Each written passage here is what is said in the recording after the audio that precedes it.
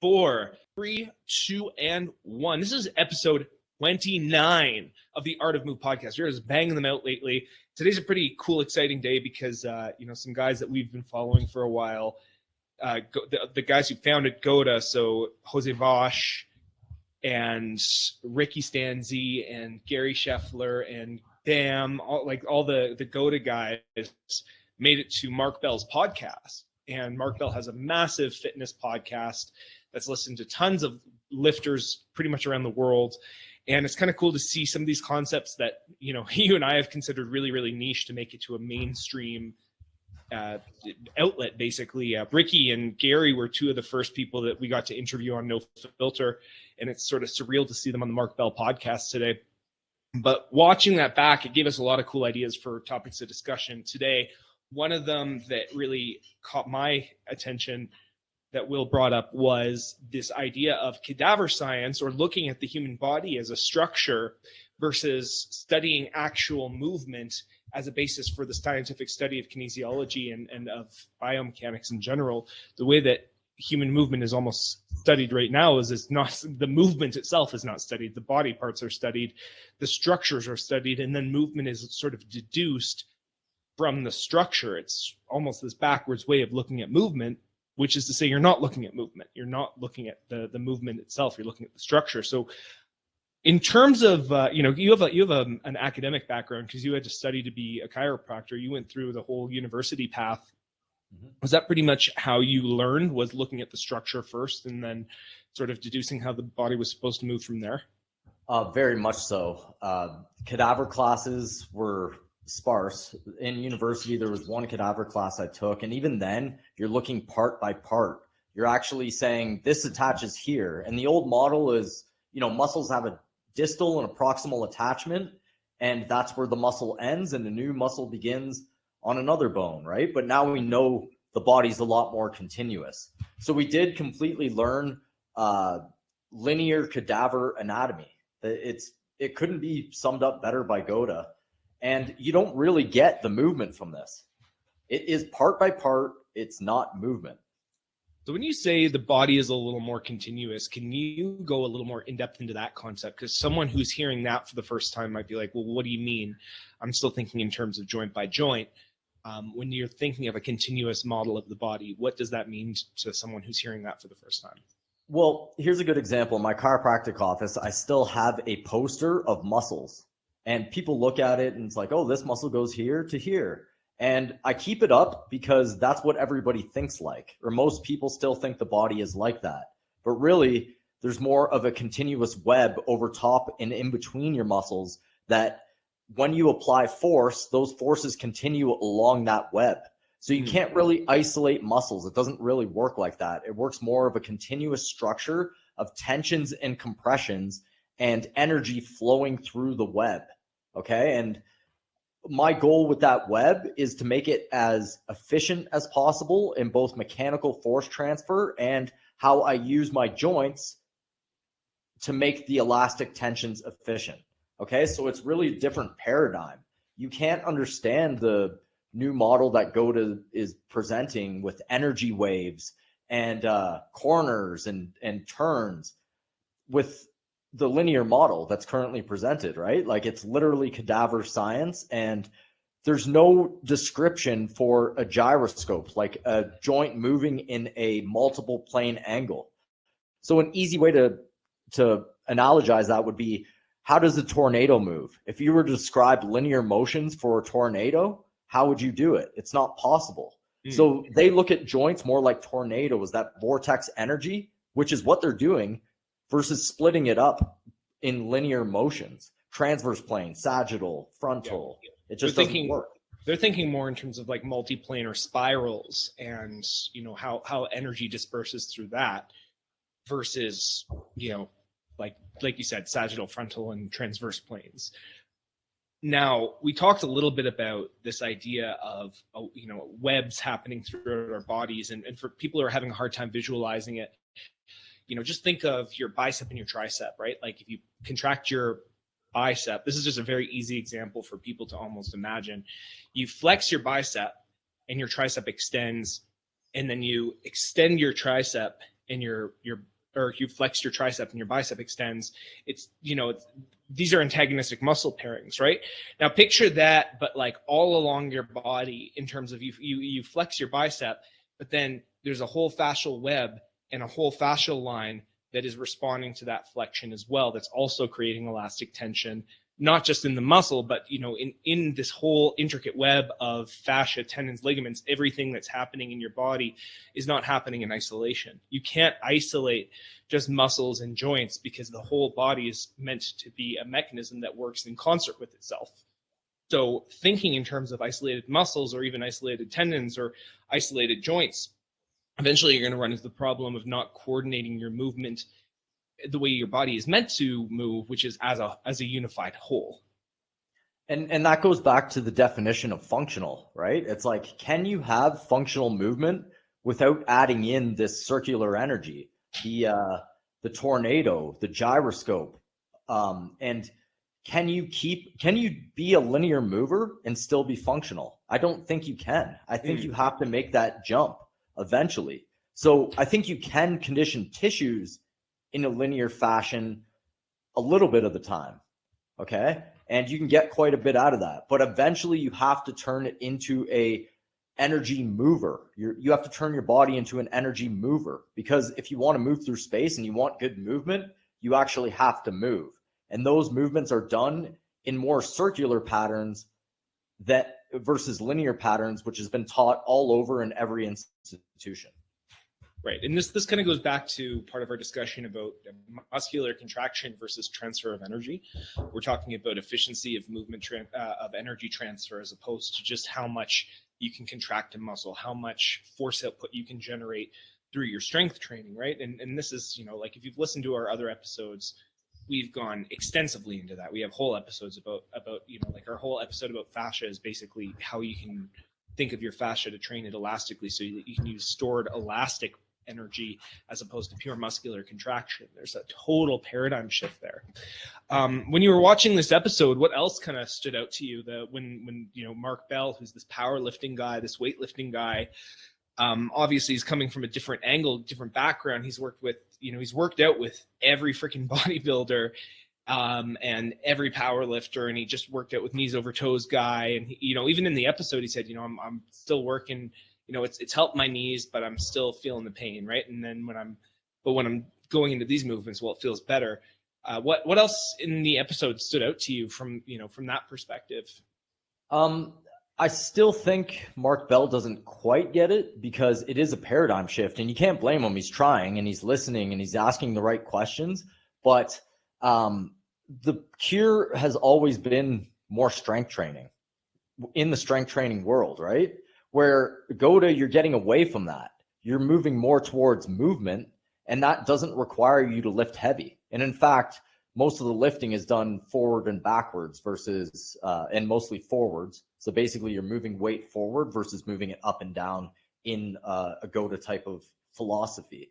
Yeah. So that right there takes out the lifting aspect and makes it more towards locomotion. So you are doing 1 rep maxes, but it's more neurological. It's more getting into the right positions in higher and higher complexity versus just lifting a heavy weight with your maximum nervous system output.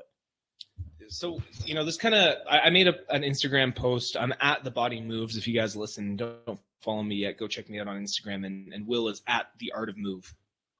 And, I saw this post the other day that basically said any fitness is technically functional, because by definition, you're training a certain function of the body. And the word functional fitness is just this buzzword to get people, feeling guilty or creating this like sense of elitism that like, oh, I'm training functional and you're on these machines and you're training function out of your body, which I actually think is true. To be honest, there's levels of functionality, but I also do think the word functional fitness has been appropriated by, as a marketing term. First and foremost, right? It's a marketing term to get people to do their programs. And I created, I wanted to say, it's like, well, I have here's the post, for those who are listening who don't follow me. Technically every movement has its own function. A deadlift trains the function of hip hinging under load, or you could even say the function of picking something off the ground, specifically a barbell, because you aren't even technically training the function of, like, say, lifting an awkward object off the ground. It's a uniform object. You're training the function of lifting a uniform object off the ground. If you're doing a knee extension or a leg extension, it's training the function of knee extension, that function of the joint. But if you're taking away the marketing terms and you're taking away the technicality, if I were to reclaim the term functional fitness, in practice, it would be prioritizing functions that are native to human biology or respect the evolutionary basis for human movement. And that comes with the assumption that there's a correct way to move, and by inference, an incorrect way to move. This is with the understanding that every movement that we do is training our bodies to specialize in that movement, and that your body will behave the way that you teach it to behave. We talked about how nervous system inputs will teach your fascia to behave a certain way. You will both neurologically and structurally change your body to optimize for the movement inputs that you are putting in with your training. The functional fitness should inquire what movement patterns human beings were naturally designed for, which in my perception, primarily, we would have prioritized walking, running, throwing, and resting on the ground. And then secondary functions would be things like climbing, lifting, and carrying. So if those are the primary functions of the human body, we should prioritize our training to optimize for the primary ones and have less of an emphasis, not like a complete, ignorance of them, but like a de-emphasis on secondary and tertiary functions of the human body and their joints, right? So in short, you're prioritizing nature's most relevant patterns for human movement, and anything else is still technically training a function, but it wouldn't be as relevant for human movement. Yeah, so first off, I think you're completely right. Functional fitness is a marketing word, and even for me, if I want to tag something, I'm going to tag functional fitness, right? Because that's just what everybody's searching for. However, it's wordplay, right? Yeah. Let's be honest about first principles here. What is the first principle we're working from? And that is that there is a universal way to move. This is very controversial because a lot of people say, no, there isn't. People move differently. But and I believe you're with me on this, there is a way to move that is better than others. And we can break it down into parts of the body and function. So for example, a bow, what's your hip supposed to be doing? It's supposed to be coming around a corner, landing in a bow. What's your ankle supposed to be doing? It's supposed to stay up relatively high as you move, okay, from the inside to the out. You're supposed to land on the fourth and fifth metatarsal.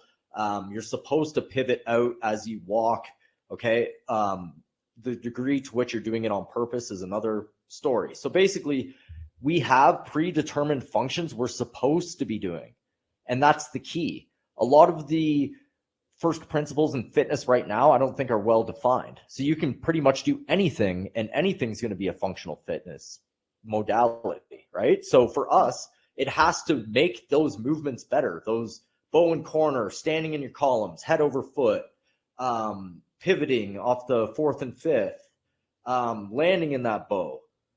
Any exercise I do is going to make those better. And by that getting better, my gait's going to get better, and I can do more complex motions off those fundamental patterns. Absolutely. And again, we're talking about prioritizing, optimizing movement patterns and creating the right joint angles for efficient movement, not necessarily training individual muscles, not necessarily training the force output or the amount of radiation or core tension or anything. We're not trying to produce tension to produce force. We're trying to produce a greater kinesthetic awareness, greater level of coordination, and coordination in a specific way that efficiently transfers energy out through your body as opposed to absorbing through your tissues. I think Goda would sum that up. I should just speak for myself. It's a Cfeel type of thing, right? Mm-hmm. Where it's like, that is the real kinesthetic sense. For me now, it's great because I have a easy checklist to go to, and that is where basically I perfect my motions, right? So I see how I'm doing by videotaping myself in my motions, and then I have a template to go to, the first principles of, standing in your columns, fourth and fifth metatarsal, the things I've went over a million times. And I try to perfect those. And it's so simple because your body's dynamic. You need to do it all the time. Feed good inputs, perfect reps versus just doing motions for the sake of doing them. And that's what fitness is now. A lot of just like, okay, I did a lunge, so the lunges are done. Where it's like when you're doing a bow, it's like I'm doing that for a while, 10 minutes to try to really get into my hip, to try to really feel the corner. And then I repeat, and then now I have perfect reps under my belt and I can do motions right after, like more complex movements, and that'll be way better. In the podcast that Goda did with Mark Bell, they brought up this example of a Russian powerlifter who never seemed to be really lifting heavier, impressive weights, but over, a span of weeks, he would gradually ramp it up. And by the time he was breaking his old PR, the super heavy weights were looking exactly at the same level of technique as the lightweights, right? And I used to do the same thing. When I power lifted, there was very rarely a time where I lifted past 80% of what I could weight-wise, because I always wanted my reps to be clean. I wanted to optimize efficiency of movement, and that's the neurological input. I never trained to failure myself, because I thought that if I was training to failure, then I was training my nervous system to fail, essentially. And so I was, when I was lifting these heavier weights, I was putting this neurological input to lift clean and smooth, and I was trying to optimize for movement efficiency within a specific pattern. When I'm thinking about optimizing my gait now, I'm kind of approaching it from the same perspective. I'm still creating a large amount of neurological input, but every repetition that I'm doing, I'm trying to do as clean as possible. I'm trying to focus and be mindful of my movement as much as I can, so that I can optimize that neurological input, so that I don't have to think about it. Like I could have deadlifted 400 pounds with my eyes closed, and it would have felt like most people would feel when they're lifting a heavy box off the ground, just bracing a little bit and lifting it up, right? And it was that easy for me because I was so efficient in that movement pattern. And I spent a long time, again, doing lighter weights and building myself up to that. I found that my strength actually, I couldn't keep it up when I was doing something like CrossFit, because that level of neurological efficiency that I strived for doing powerlifting or trying to optimize for strength wasn't there when you're trying to do all these repetitions. You're trying to keep your body, relaxed a little bit so that you're a little more energy efficient. And the movement quality aspect is not there when you're busting through a WOD in CrossFit. It's interesting you say that, because I almost had the opposite experience, where when I got into CrossFit, I really emphasized perfection in the motions, and that made me get better at my squat. I seeked out more information. I started slow-moing myself. Kelly Starrett was big at the time, and he was really into mechanics. So it was later in my lifting career for me where I cleaned up everything to perfection, and that was my goal. Movement efficiency. I was already actually doing it when I was lifting and doing CrossFit, trying to do everything as efficiently as possible, but the end goal wasn't there. The first principle wasn't there. What is actually functional? For me in CrossFit, it's doing all the exercises really well and putting them together efficiently. But what is that doing to your body? Is it actually making your body more efficient in locomotion?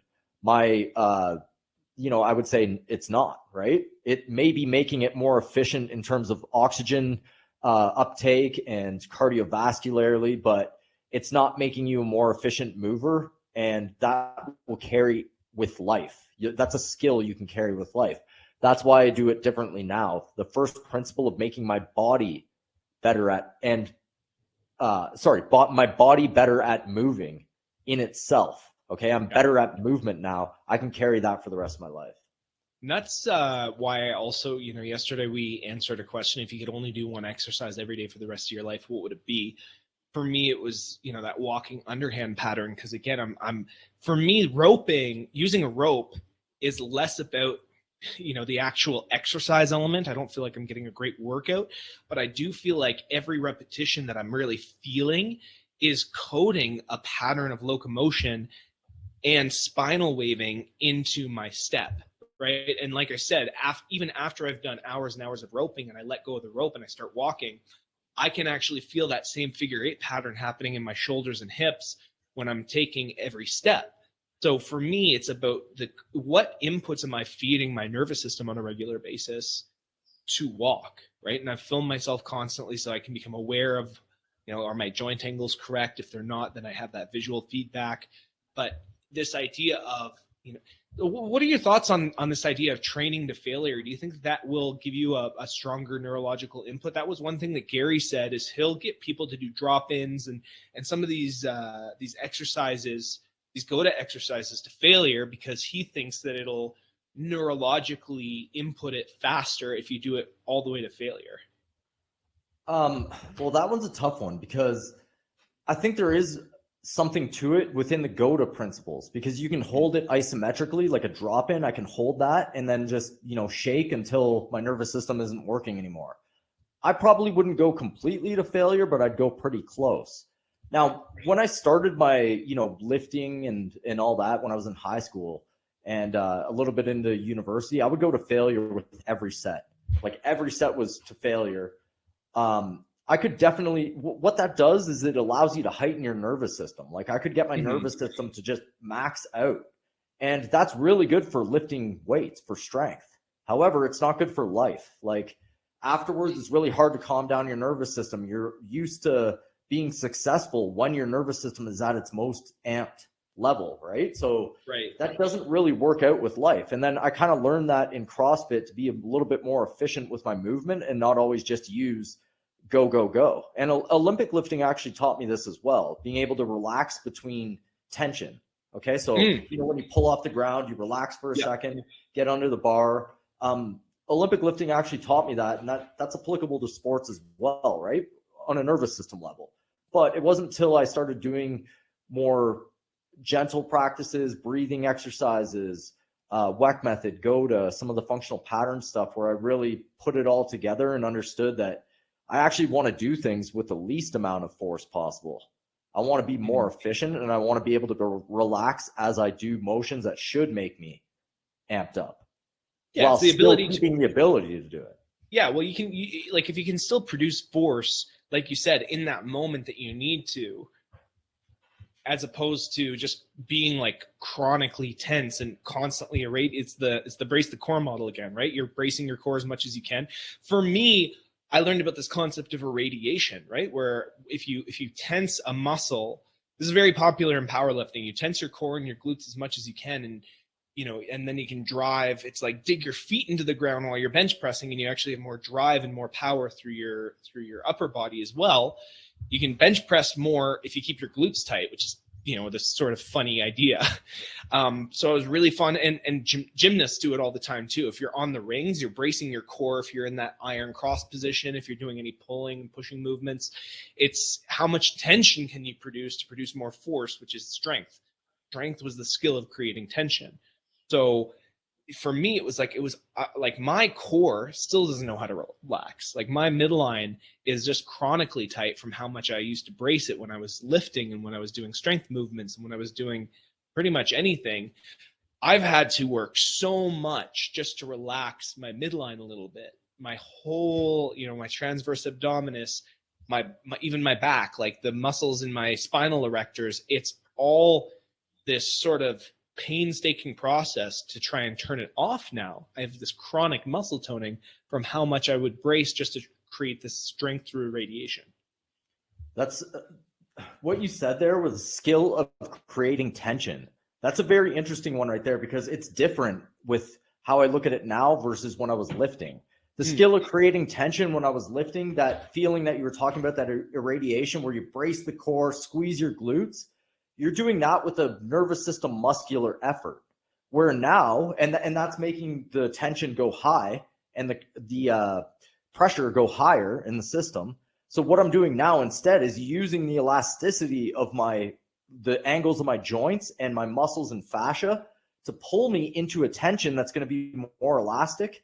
And then I can bounce out of that elasticity in a circular motion. Okay. So a hip would be an example. When I'm in the bow, my hip's behind me and that tension is at its maximum. I can let that go and use it to pivot the hip. Okay. But this is a whole different way of creating tension and understanding tension versus just holding tight Okay. Think about what the outcomes of that too, right? Like from Olympic lifting and powerlifting, where you have to hold super tense, the output of that is you being super tense and creating tension and stiffness in that way. With Goda and like dropping into a bow and trying to use the elasticity, now I'm creating tension in an elastic manner. It's going to be way more efficient and transferable into actual motion.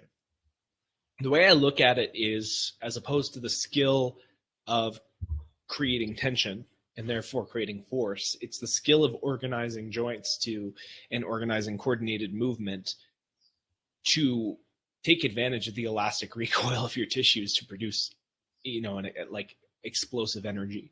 It's not producing the force yourself, but it's organizing and coordinating your movements in a way that, creates elastic force. You can, there's still going to be force production of the muscles. That's why muscles fire, like we still have to fire our muscles. But as opposed to, creating a mind muscle connection where I'm just isolating a specific muscle group, like I'm not like just sitting there squeezing my glutes the way that I would when I was squatting, or I'm not bracing my core.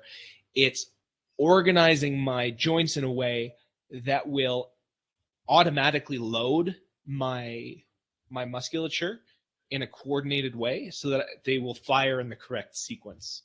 And we've talked about this idea of muscles firing in the correct sequence for coordinated movement before. We've peripherally touched on that.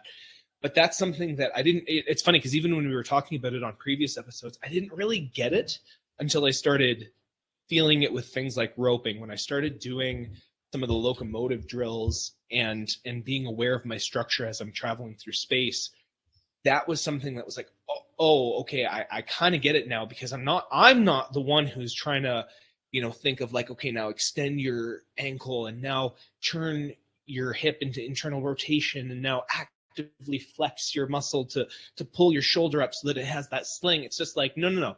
If I focus on putting my body in the right place within the right space to create tension naturally, like if I go into a drop in, my glutes are loaded. I don't have to flex my glutes. I don't have to think about flexing my glutes, because the joint angles and the way that the tissues are extended and loaded, I'm going to create tension in my glutes and they will contract on their own.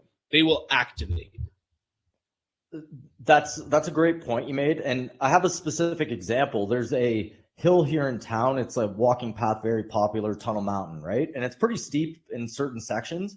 And I used to think in the powerlifting, bodybuilding, isolated physiotherapy, chiropractic model, where when I go up the mountain, if I want to activate my glutes, I'm going to think about firing my glutes on every step, right? Yeah. I'm not thinking about the positioning. And trust me, at the end of the walk here, it's 25 minutes, my glutes are on fire.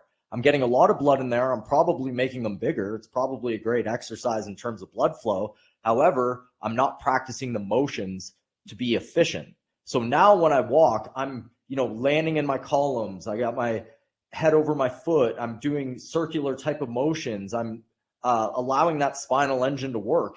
And my glutes are working in a way more efficient manner. I'm still getting, like, I can feel my glutes working, but they're not getting blown up with blood and working like an isolated fashion. They're working more coordinated with my body. And that's really what it is. It's an orchestra, coordination, symphony of the right timing and angles to get yourself from point A to point B. So yeah, that was great. That's what you said. I used to do the exact same thing going up tunnel, actually, and hiking in general. It was like my butt would be numb for 2 days if I went on a big, 10-hour hike or something, because I was always just thinking about, all right, squeeze your glutes so that your back doesn't absorb. Like for me, it was like the more that I was activating my glutes consciously, the less impact I thought my lower back would take.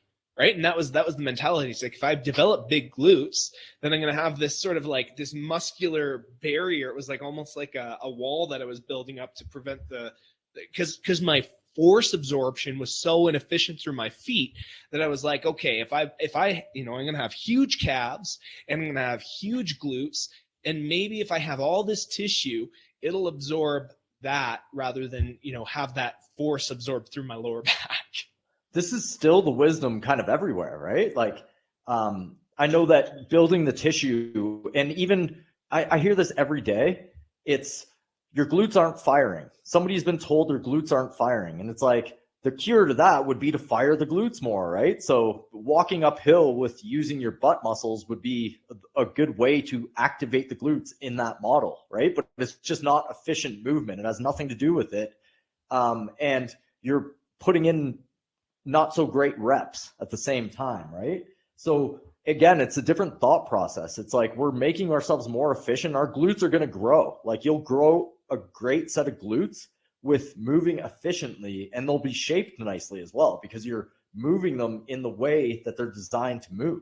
Okay. Well, never mind the fact, like it's funny because that's almost a meme in my head right now, is this idea that if you go to see a physiotherapist, they're going to give you clamshells to do because your glutes aren't firing properly, right? And very, very seldom do they think about the daily behavioral inputs that would cause someone to have inactive glutes, specifically in the gait cycle, right? Like I've never thought about the correct joint angle to naturally load your glutes. I have often thought about doing glute activation exercises. It's always been use the band for that external rotation, do some glute bridges, press through your, like for me, it was like, okay, when I'm powerlifting, if I press through my heels, I'm activating my posterior chain more. I can drive through the heels and that'll get my glutes firing a little bit more and I'll have more drive through my hips. That's not how it works. Like I never thought that you could activate your glutes while being on the forefront of your foot, like the front half of your foot. I never thought but now that I'm doing that sort of boomerang, that arching rotary model. I'm pivoting off the front part of my foot, setting a bow, being back chain dominant, right? My hips are just behind my ribs. All of a sudden, my glutes are loaded without me having to think about squeezing my glutes. My glutes are supposed to activate and fire naturally. I never thought about the idea of being front chain dominant, having my hips in front of my ribs and compressing my spine would turn off my glutes and turn on my lower back, right? Like I never thought about that stuff. And physios don't address that either. They're just like, here, do some clamshells. Well, yeah, I mean, I can't say what every physio is doing, but that's the wisdom right now is that if you do the exercise, you'll turn on the glutes. So lunges are a great way to use the glutes because the ECG, when you put electrodes on the glute and you do that exercise, it may fire a lot. However, it's not making you better at motion because it's not firing it in the correct sequencing or angles. Okay, right. So the way I look at muscles now is more of an on and off switch versus something to be turned on all the time and to be have a lot of tension. Okay, so I use them as stopping and starting mechanisms to get into elastic positions, fire the muscles. I'm not doing this consciously, and then I can decelerate myself if I need to. Okay, so it's a whole different paradigm when you're looking at it in joint angles, getting into the right elastic tensions and using your muscle as on and off switches to put yourself in the right positions to get into the next sequence of using your elasticity. One of the big paradigm shifts from doing this podcast was when we did our episode on myofascial release, thinking about if mechanical tension of a muscle is a skill, producing tension of a muscle is a skill, then reducing tension in your muscle is also a skill. It's like a yin and a yang thing. You can use resistance training to develop the skill of tension. You can use myofascial release to develop the skill of relaxation. Relaxation has to be something that you're able to do a lot.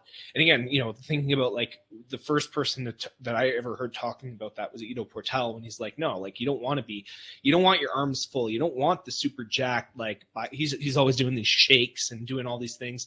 Can produce a tremendous amount of mechanical tension, can produce a tremendous amount of strength and express that strength in all kinds of gymnastic skills.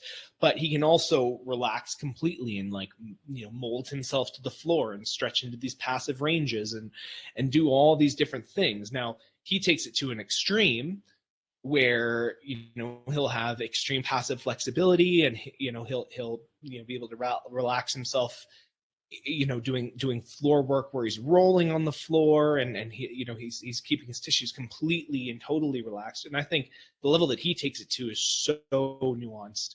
And again, specific to if you want to do things like floor work and gymnastics and kind of more like contemporary dance stuff.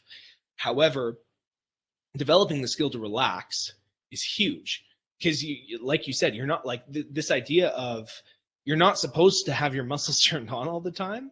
that's against conventional wisdom. That's also against conventional training goals in general. Most people are training to have chronically toned muscles that are always partially contracted.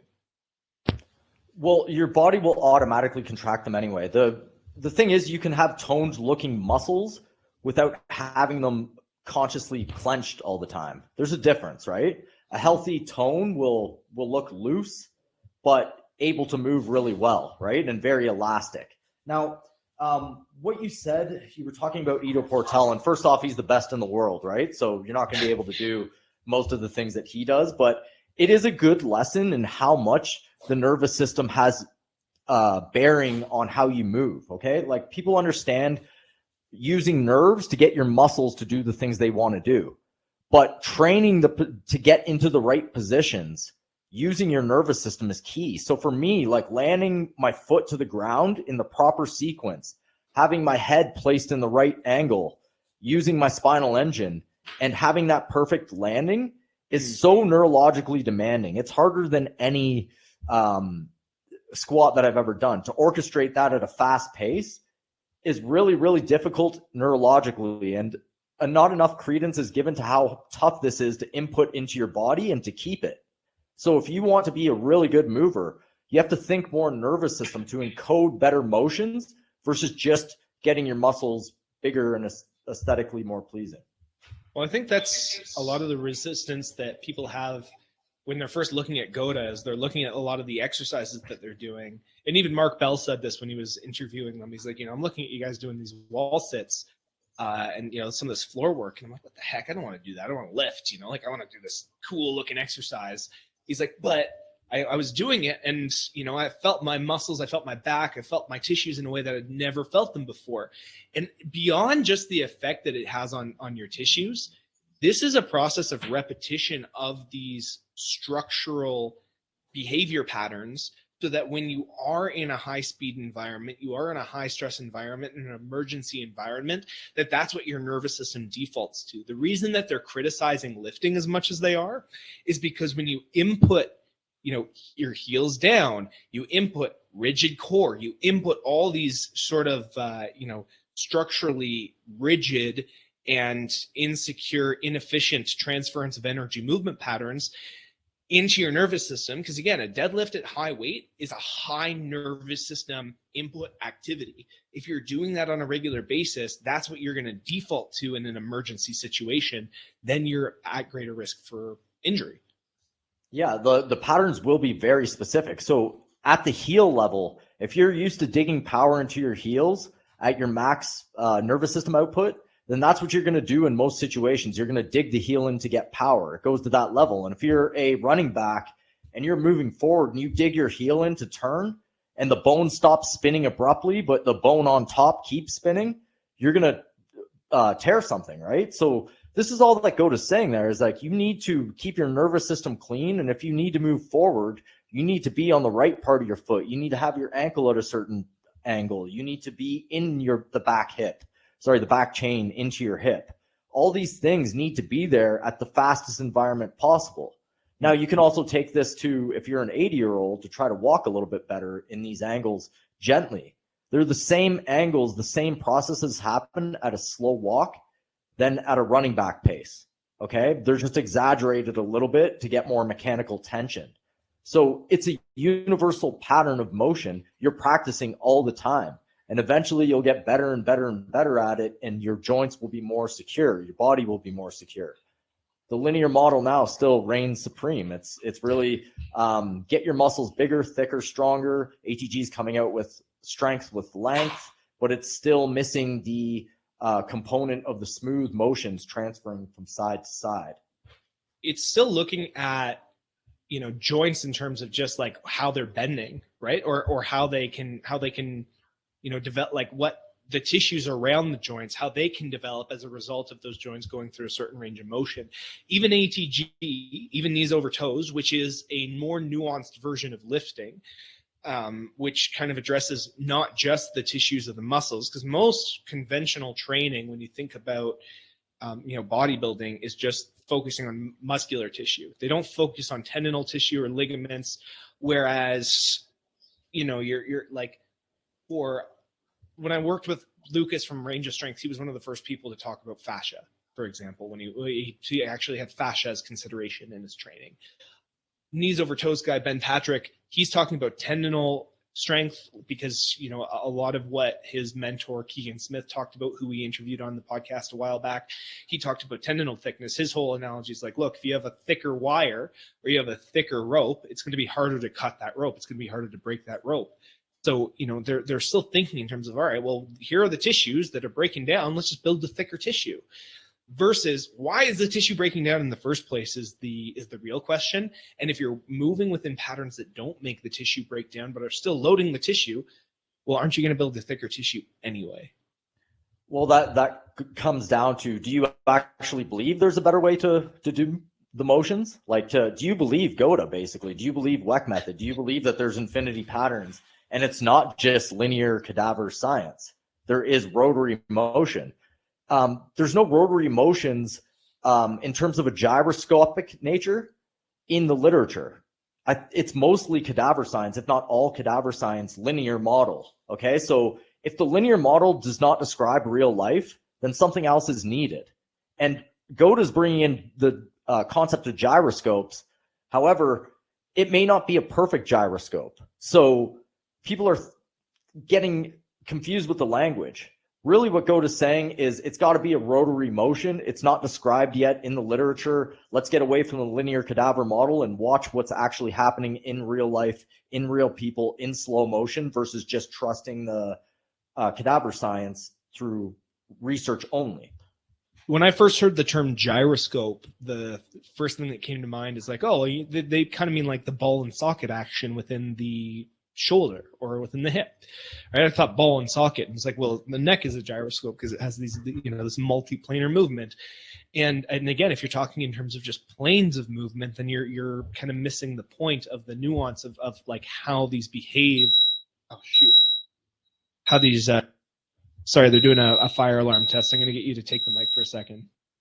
Yeah, absolutely. So going on that topic, I think GOTA does say a lot of ball and socket type of motions, right? They say the shoulder's a ball and socket, the neck is a ball and socket, the hips are a ball and socket, the ankles are a ball and socket. I think they're using that language to make it more simple description.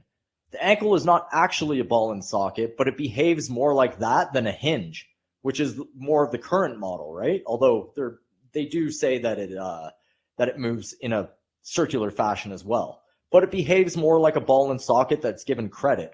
A ball and socket allows for more circular energy, and that's really what's happening at each joint. You're moving in a spiral circular energy, starting from your foot, going through your hip, and you're matching that with the angle of your spine. So the foot on the fourth and fifth, inside ankle bone high, you have the bow set with an external rotation of your femur and your tibia, and they're all spinning internally at the same time around a pivot point, which is just a theoretical point where your hip is going to turn around. Okay, so really that's what's happening there. And I think GOTA is correct on this. It more mimics real life motions, although it may not really be a ball and socket. Okay, like the ankle is not an actual ball and socket. No, they're talking about like the way that it looks and behaves in space. Sorry about the fire alarm there. I thought they finished testing it in the morning, but it just kind of kept going off. Yeah, so like, you know, the term gyroscope can throw people off because, again, if you look at it from the model of just breaking down the anatomy and the structure, you're like, well, no, it's not a ball and socket. Like, look at they'll talk about like, you know, the thoracic spine and the shoulders rotating around it and doing that figure eight pattern. That's a gyroscopic motion.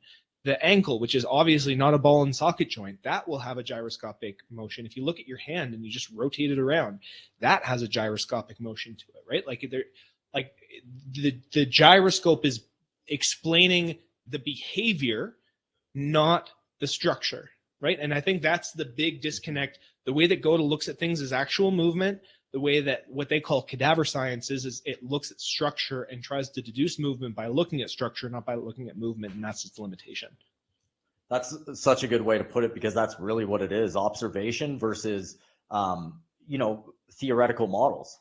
on coming from dead bodies. Basically, the body moves like this. This mechanical hinge moves back and forth because the person's not alive. You just move the joints, and that's the way they're in motion on the table. However, in real life, it becomes more of a circular type of motion at every joint. I feel like my thoracic spine's a gyroscope now. I can move my hips around my thoracic spine or my thoracic spine around my hips. I can keep my head still as I move my thoracic spine, or I can move my head and keep my thoracic spine still. So they start operating like gyroscopes in behavior when you start to let everything loose and use the spinal engine. Okay, so that's really, you hit the nail on the head there. That's really it. Yeah, and so this paradigm shift, when you're talking about, you're describing the body in terms of how it looks and behaves, as opposed to what the structure is actually doing.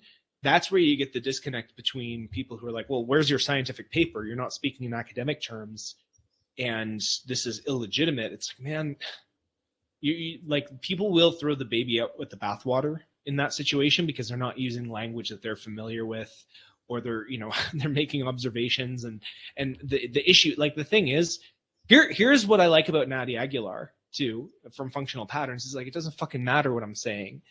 Just look at the results that I'm getting, right? And it's like, now you're seeing in terms of, like, with Goda now, it's like, it doesn't matter what language they use. They're still getting results. They're still observing the patterns.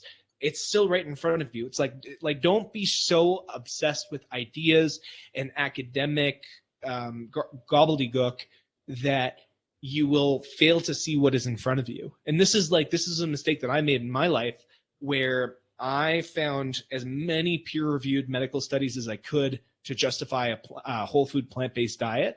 Even though when I was vegan, I was getting more and more sick. I was experiencing more and more digestive issues.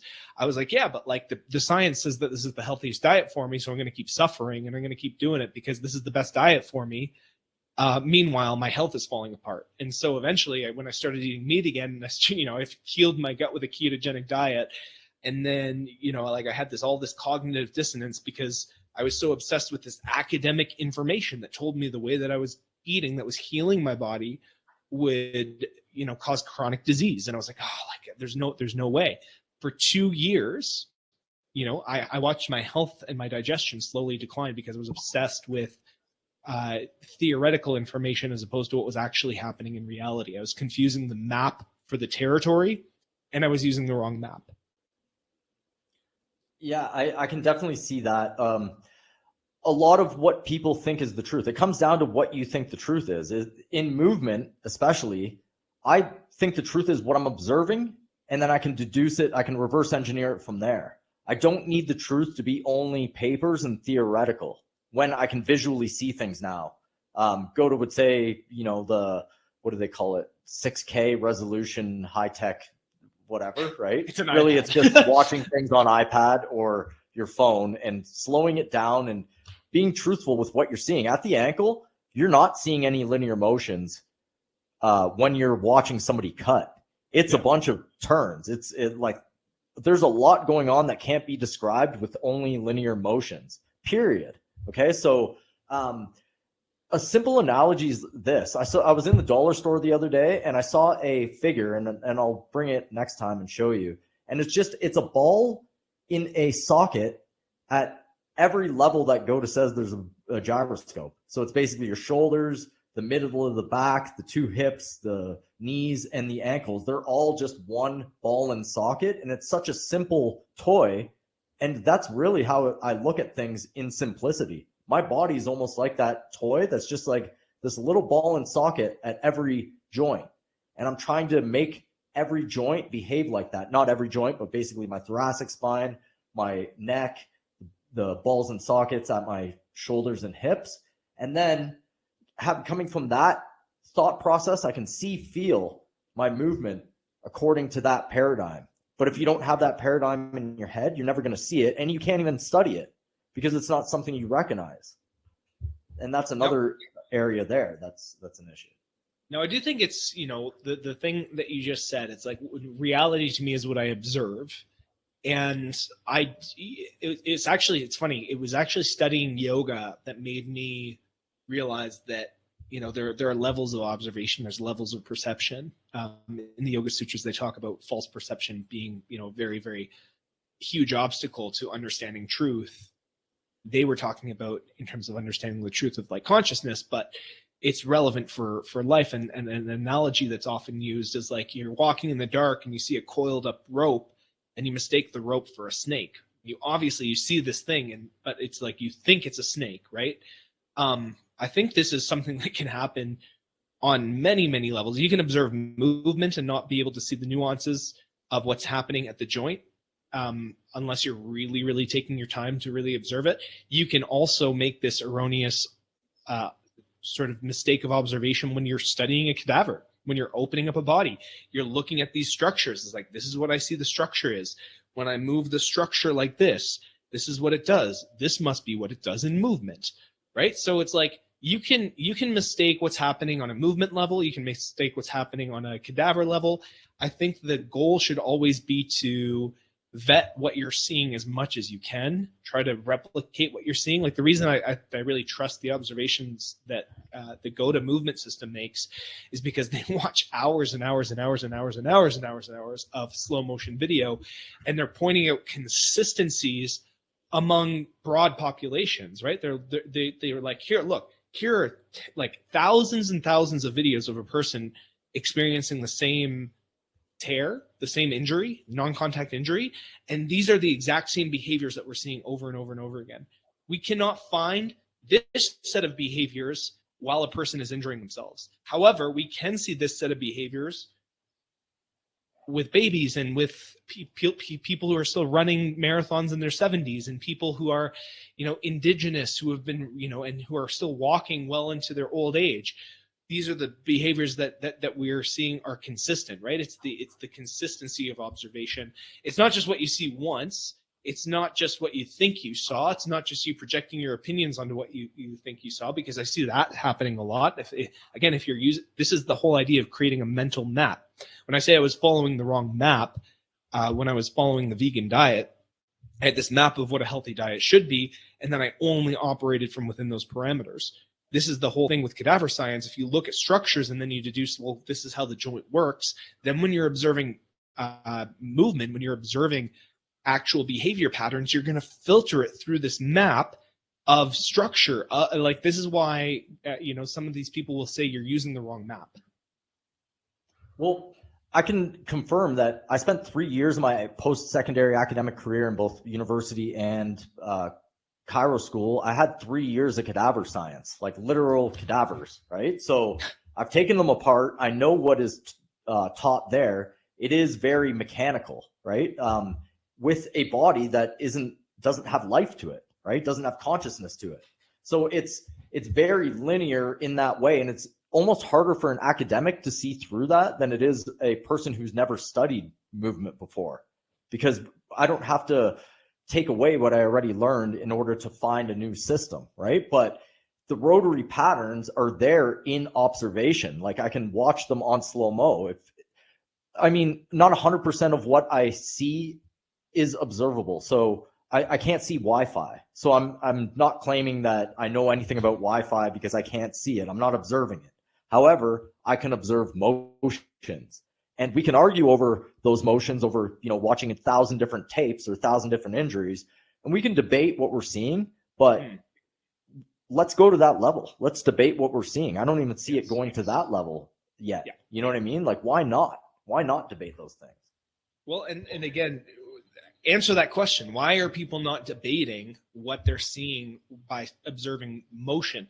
Why are people not studying the human body? Why are people not studying biomechanics by studying movement itself? Well, when I took biomechanics in university, there was a study of movement, but it was more along the lines of where are the forces? What are the force vectors? What are these, what are the angles that the body is moving in? And it was very mathematically based. And, there was basic mechanics where it's, if you're spinning wide, you're not going to spin as fast as if you're spinning, compact, right?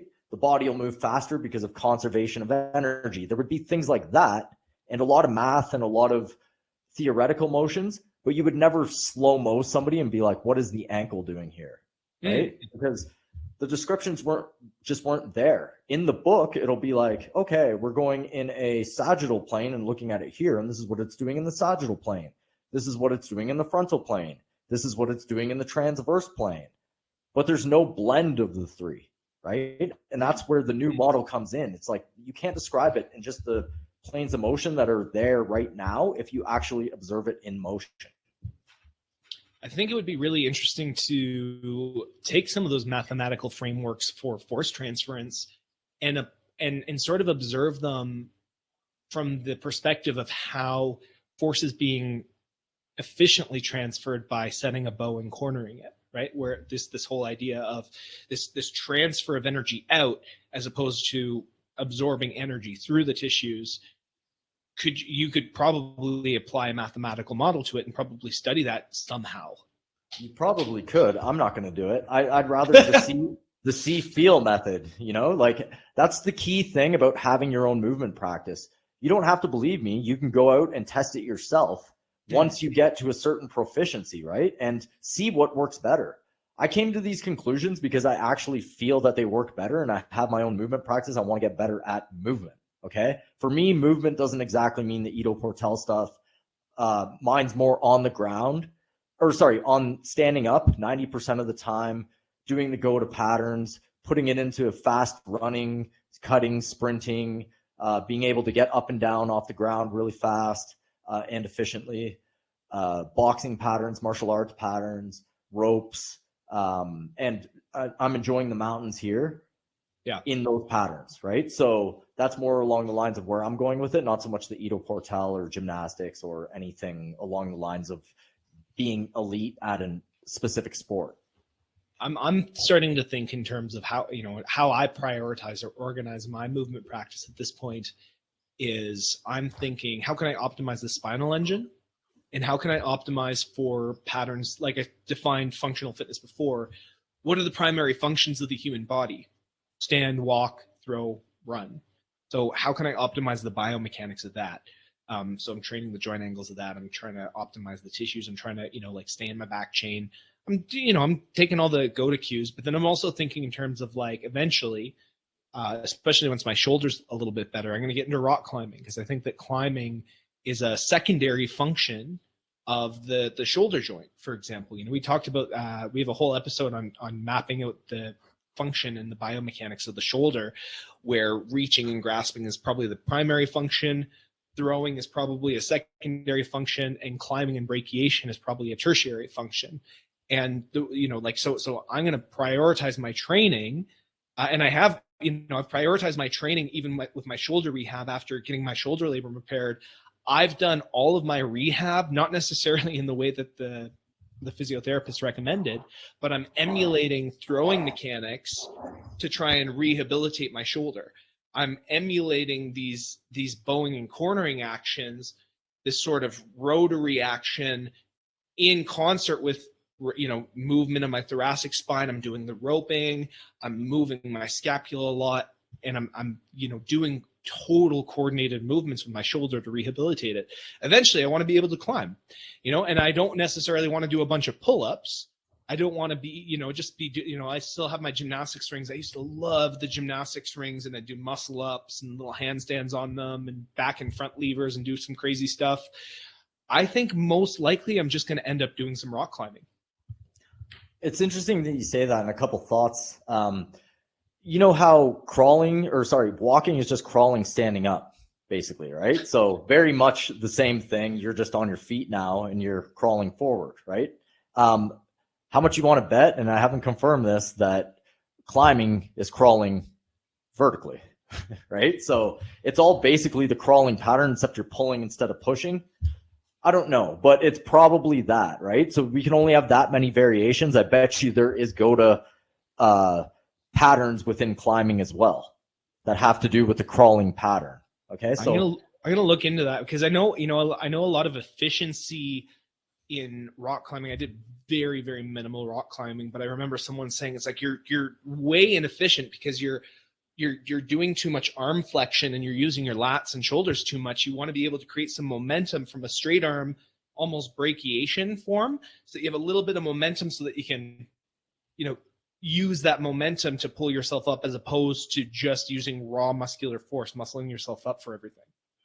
So pull-ups are the linear model, right? And a really good way to build muscle. However, it's not the crawling pattern, right? So I look at pull-ups kind of like squats. It's like you can use it to build muscle, but is it going to build the actual motions you need to crawl, which is for you going to be climbing, right? So yeah, that's the difference between the linear and the rotary model. Yeah, and we'll see. I'm like, part of the reason that I chose probably climbing as my recreational thing, I'm not going to do pretty much any weightlifting anymore, which is something that is very, very bizarre for me to say and admit to myself, because I used to love weightlifting. I used to, was very afraid that if I gave up weightlifting completely, that my aesthetics would sort of disappear. I wouldn't have a good, strong muscular aesthetic. But I think that between sprinting, doing all my go-to work, again, like my glutes, and this is a very, very common experience of many people who switch from doing weightlifting to go-to, my glutes are big and round. Like, I look like I have a Brazilian woman's butt now. So like, in terms of setting my joint angles at the right way, I don't have to necessarily weightlift for good muscular development to take place between setting the right biomechanics and sprinting within the math. And then I'm going to add some climbing recreationally. I think that'll cover my upper and lower body totally fine. I know we were going to talk about the concept of aesthetics. Well, you really hit the nail on the head there. It's like, do the proper joint angles. Some would say go to joint angles. Can you build a better aesthetic look doing that? And does it transfer into motion? Like, when I'm walking down the street now, I have sway. Where when I was muscular, I may have had that big jack look, but I was rigid in my walk. Which one would be more aesthetically pleasing? Which body would be more aesthetically pleasing? It's up to the viewer to decide that, right? But basically, if you work the joint angles, if you work the posture of your rib cage, if you know where your pelvis is, if you know how to place the weight and sway properly back and forth, I would argue that your aesthetics are going to be much more pleasing doing a movement style practice like GOTA, like WEC method, than you would if you were just thinking about building the muscle in a linear fashion. Well, definitely your aesthetics in motion are better, because I even remember, when I did a lot of weightlifting, when I walked around, I kind of walked around a little duck-footed, and it was like very, stomping on the ground. I didn't have the sway at all. My head was like right in the middle. And even when I tried to dance, like, I had friends that made fun of me. It's like, dude, you look like a broken washing machine, just kind of gyrating everywhere. It's because I couldn't transfer my energy and I couldn't flow in that movement. And, the rope flow stuff has been really effective for just, again, releasing some of that tension in my spine and allowing me to feel weight transference. The last time I went to a concert, I'd been practicing GOTA for probably like 3 or 4 months, and I was dancing, inside ankle bone high, and I was at a ska concert, and I wasn't getting knocked over in the mosh pit or anything, because I was stable and I was vibing. I was able to transfer, and I was able to dance. This was the thing, like, dance hard for like 4.5 hours, basically. I danced like through all the bands and all the songs. I just danced the whole time. I didn't stop. I was drenched in sweat, but I didn't get my joints didn't hurt. I didn't feel like my feet were on fire. It was just nice. It was, again, an efficient transfer of energy that was just vibing the whole time. Have you seen what bodybuilders or powerlifters look like when they're dancing? Does it ever look? It's like a blocky type of up and down motion, usually. Okay, so maybe there's good bodybuilders who can dance out there, but for the most part, dancers look aesthetically sleek. That's more the look that I'm going for, mixed with a little bit of power. So running and martial arts really keeps me in that power and in check and keeps me powerful. So I really think that dancing is key, both for aesthetics and for your soul, for your vibe, right? So I think two of the best aesthetics to me, in terms of both male and female, are sprinters and gymnasts. And usually the gymnasts that are involved in more of a rhythmic practice kind of have a more balanced physique. I think some of the most impressive upper body physiques ever are the guys who are doing the gymnastics rings routines or some of the bar routines. But when you're doing anything like rhythmically, where you're taking advantage of, even, again, that elastic energy too, it's not just pure force output. you develop a really nice, naturally athletic looking physique. Like for me, when I trained figure athletes, I got them to do a lot of sprinting. A lot of just working on sprint mechanics. I wasn't very good at it, to be honest. I couldn't coach sprint mechanics for shit, but I still got them to sprint, and they always ended up with a way better physique than if we were just focusing on weightlifting. Yeah, it's like your body will mold into whatever you do. That's why most gymnasts look the same. Most boxers look the same. It's very, very similar motion. So if you look at a boxer, a lot of them are so ripped, the most ripped you could possibly be, right? They have to maximize for movement efficiency and elasticity. So that's what you'll look like if you do that, right? That's what the body will morph into. If you're doing more strength, like a gymnast you mentioned doing the rings has to hold that isometrically. So elasticity probably wouldn't be the top of what they're doing. It would be more isometric holds and tumbling, right? Which may include elasticity as well. A swimmer usually has to do the same motions over and over again. So they won't look super ripped. They'll be adapted for the water. So it's very interesting how the body molds into exactly what you do to it. And that's why bodybuilders look the same. Powerlifters look the same. Everybody who does the same sport looks the same with few exceptions. I actually think swimmers look really ripped, especially like you think about the rotary action in their upper body, the amount of shoulder rotation that they end up doing. Like they have some of the most well-developed shoulders and lats, of most sports. And they develop a really, toned abdominal area because they're doing this rotary action. They still have to, move their abdomen. They end up, and not to mention the thermic load of water is I think lower than the thermic load of air. And so when you're in the water, you're actually burning more calories. Not to mention the anaerobic or aerobic capacity of some of these swimmers. They end up burning just so many calories and getting peeled to the bone, ripped, like super, super lean.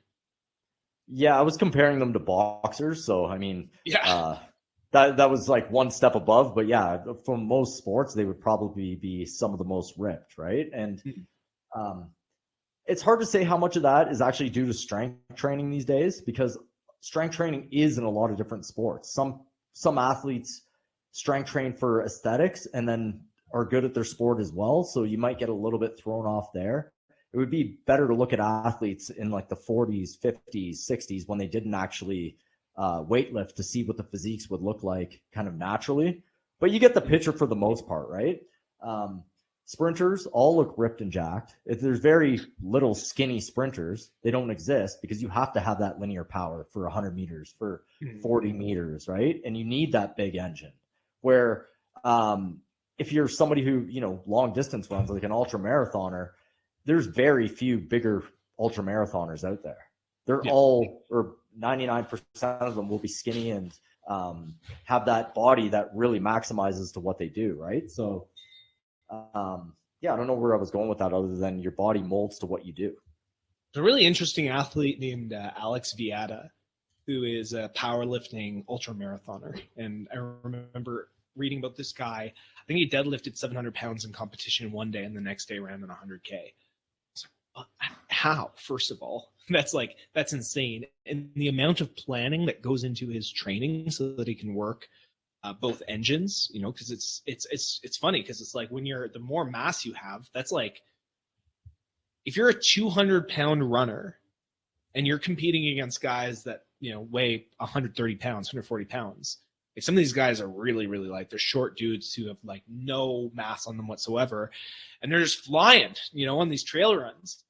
But that's like carrying like a 30, 40-pound pack on an 100-kilometer run. That's insane, right? And the level of he does talk. I read some of his articles. He does talk about stride efficiency, and he still thinks about that kind of stuff because you have to, especially if you're, again, like between 180 to 200 pounds and you're trying to run long distances. You're a quote hybrid athlete where you have tremendous amounts of power output, but also endurance capacity. It's like a totally different game. He's definitely an outlier. Like I would say, one out of 100,000 probably. And I would wonder, I don't know anything about him. I would wonder if he was already good at already good at endurance sports and then got into powerlifting, and he's a naturally bigger guy. So he was successful in both. I don't know if you can go from powerlifting, being a elite powerlifter, to an ultra runner. I don't think you could ever make that jump. So maybe I'm wrong. Maybe he was the one outlier who would do that. But either way, you're not doing it regularly. You really do have to be a generalist or be a specialist. Yeah. I would rather be the generalist that can do everything 80 to 90% of the way and maybe get into something, but not ultra hard into one subject, or not specializing in one sport. I don't want to do that at this point in my life. I love the idea of being able to, sign up for a local marathon, and not like you're going to win that marathon. There's going to be guys that beat you, but you can sign up for a marathon one day, jump into a soccer game the next day, hop in the lake and swim across the lake with your friends the next day. Like when you say movement generalist, it's just this ability to be movement ready, be efficient enough at your movement that you're not going to get totally gassed. You still need cardiovascular capacity. You still need to train these capacities within yourself. We're not saying that like just take care of your biomechanics and then all of a sudden you're a cardio god, or you're automatically strong. These are still things that you need to practice and train within yourself and earn, right? Biomechanics doesn't automatically make you a super athlete. It makes you prepared to train within secure patterns that allow you to build the capacity to be a better athlete. Absolutely. Like just because you do a go to bow or a drop in or something like that doesn't mean you have cardio all of a sudden, right? You still have to build up that capacity by doing cardio, right? So I would build it up in a run. That's the way I do it, is really martial arts and running, and just going at a lower level. I don't have to take it to the next level where I'm the best at sprinting or have the best cardio that I can run 100 miles, but I do want to be able to run 10K at will or 20K at will, right?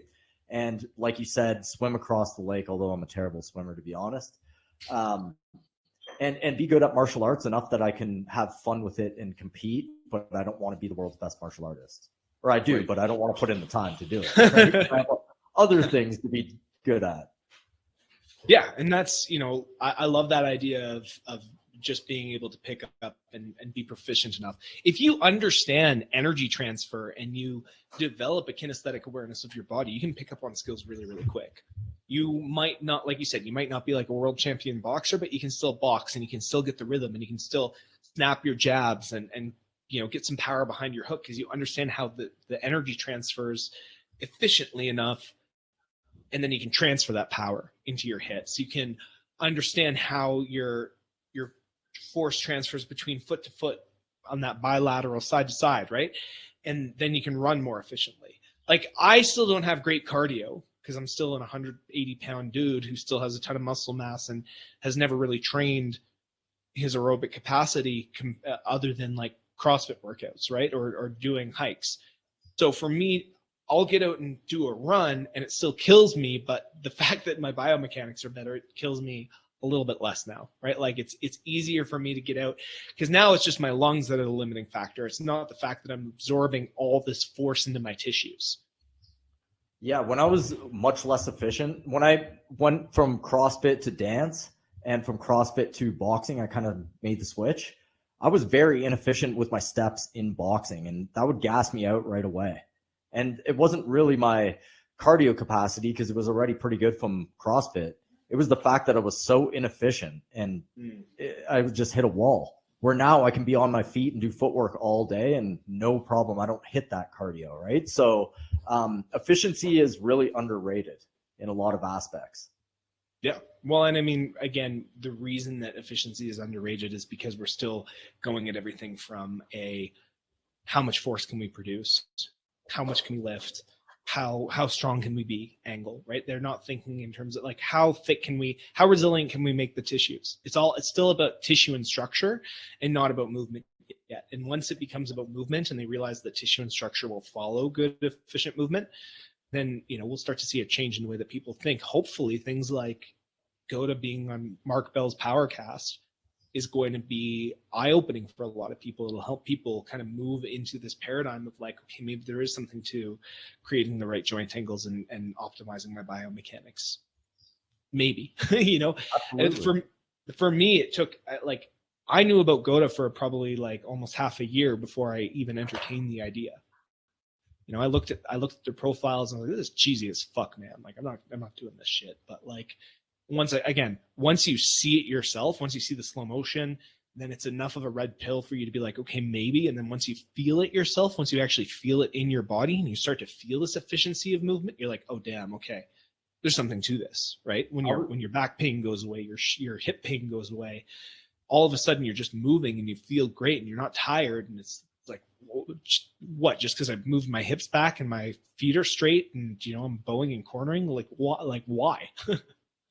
I was able to kind of get it right away. I have the luxury of working with patients every day, so I can see patterns in front of my face all the time, right? So I can observe what someone coming in with an injury looks like, their body structure, all that. And I was already into WEC method and functional patterns type of motions beforehand, so it wasn't that big of a jump. It actually coincides with those practices, right? So they do a lot of the same thing, where Goda really emphasizes the lower body and the mechanics behind the hips and the feet. For me, WEC method was more about getting smooth in the upper body, working the head over foot spinal engine. I started doing that before Goda. And then there was the functional patterns, which is more like put your sling systems together. And from so much anatomy, I already knew about the sling system. So I'm like, that makes so much sense. I'm going to start training a little bit more like that to be more efficient with my energy transfer. However, again, I didn't understand the infinity patterns, the spirals, and I didn't understand the importance of keeping inside ankle bone high and having that rotary pattern work for you. Yeah, well, and again, it's one of those things that once you feel it for yourself, once you really understand that like each part, it's not just one individual thing that you change, and then like you change everything within the structure, and then the efficiency reveals itself, the feeling reveals itself to you.